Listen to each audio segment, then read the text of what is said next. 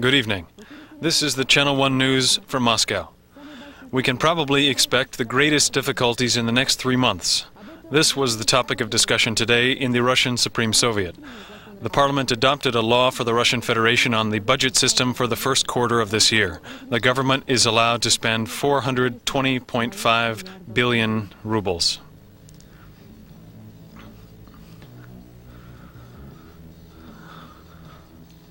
Today, in Minsk, the deputy parliament speakers of the Commonwealth states met. $11 billion is the sum the CIS countries may receive from the West as a result of the international conference in Washington. Land has been found for the Volga Germans. Georgia. Peace negotiations break down as opposing forces face off in the western part of that country. These are the headlines. Now more detail about these and other stories. The normal life of the country will be possible only with a stable economy, and a stable economy is impossible without a balanced budget. Economic reform has not yet become irreversible, says the President Yeltsin. Financial stability is possible only without budget deficits. And also, many believe, when we see a unified team working for the good of Russia. Today, the government returned again to criticism by the Parliament, which discussed the budget for the first quarter. This discussion began only at the end of January, and the Russian government was permitted to spend in the first quarter 420.5 billion rubles. The main budget revenues will come from the international trade in the sum of 228 billion rubles, from value-added and excise taxes, 160 billion rubles. Resources for creating social security and pension funds will be 145.7 billion rubles. The main budget expenditures will be social programs, 226.5 billion for education and health care, 50.4 billion on military expenditures. The Parliament allocated about 6 billion rubles for cultural programs, or 1/8 of the requested amount. However, all of these figures are largely conditional due to the difficulty of forecasting the rate of inflation.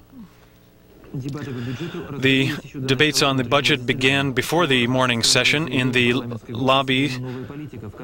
The new deputies' politics group dispersed their leaflets criticizing the government, and they recommended the government make essential changes in the budget. The territorial budget is 27 billion rubles, different from the Republican budget's total. This is very strange.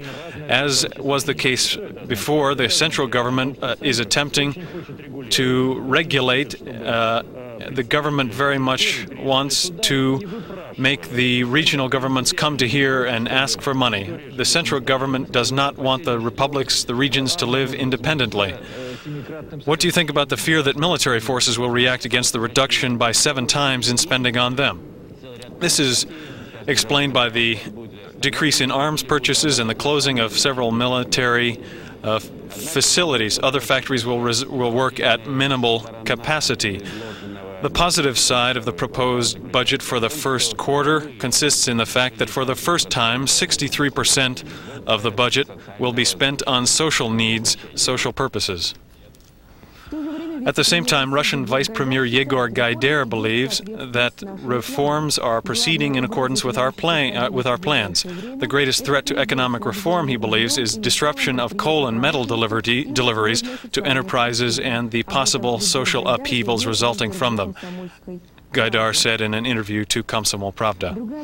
Another problem which the Russian parliament is deciding is the issue of the transfer of the Crimean region from Russian to Ukrainian jurisdiction. This issue was introduced into the agenda by deputies from the faction Fatherland and Russia. The Crimea has been in dispute for over 200 years. Crimea was conquered during the Russo-Turkish War and then in 1783 was annexed to Russia. Sevastopol became the main military port of the region. In 1921, Crimean Autonomous Region was created, and in 1954, in the year of the 300th anniversary of annexation, Khrushchev decided to transfer the Crimea into the jurisdiction of the Ukraine. At the same time, many people remember the January 11th meeting between Yeltsin and Kravchuk, at which both sides agreed not to make territorial claims on the other. And here is the Ukrainian point of view on this issue. It was expressed by the Republic's Foreign Minister Zlenka. It seems to me that in terms of the Crimea, we have a legal basis to resolve this question. I believe that the people themselves should determine the status of the Crimea. It appears that all problems cannot be solved by parliamentary declarations. There's a danger that the Crimea will become a precedent for other conflicts within the Russian Federation. We remember the tragic situation in Yugoslavia, which began as a territorial conflict among two neighboring republics. In creating the Commonwealth of Independent States, we have somehow forgotten about the highest governmental organs of the republics, their parliaments and supreme soviets. Today in Minsk, the first interparliamentary meeting of the Commonwealth states was held. Representatives of 10 states participated. Several documents were adopted about a council of the leaders of the parliaments of the Commonwealth countries. The council will meet at least twice per year. Working groups will work in the various capitals of the Commonwealth countries. They also adopted a decision to create interparliamentary commissions to undertake joint activities. Russia proposed creating a parliamentary assembly of CIS states. However, Ukraine and Belarus believe that the time for this idea has not yet come. We have just received information that today in the Kremlin, President Yeltsin received the U.S. ambassador to Russia, Mr. Strauss.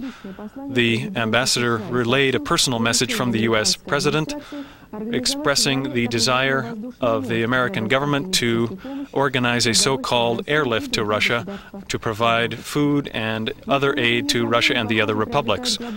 It seems that our internal problems are the subject of global attention. It is said by some that the threat from the former Soviet Union is greater now than during the Cold War. The International Conference on Coordinating Aid to the CIS countries was held today in Moscow, and the territory of the Commonwealth was declared a disaster area.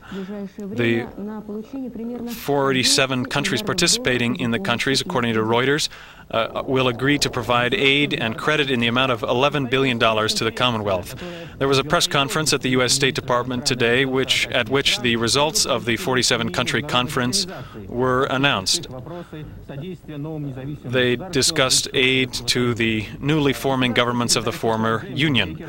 U.S. Secretary of State James Baker declared the meetings productive. Their participants of the meetings developed a concrete plan for assistance and decided to meet next week in Minsk with the conference's contact group. James Baker declared that beginning February 10th, U.S. Air Force transport planes will begin delivering food and medical supplies to Russia and the other newly independent countries. In 1 or 2 weeks, 54 such flights will take place. This is being paid for from resources allocated earlier. In the near future, also, 3,500 American volunteers will head to the Commonwealth countries. German Foreign Minister Hans-Dietrich Genscher noted that the countries of the CIS will receive technical assistance to limit harvest losses and store crops. Genscher also expressed the hope for active efforts by Western firms for housing construction in the former Soviet republics. Judging by the results of the conference, we cannot yet expect new credits, but the international assistance mechanism is being created, which should begin working soon.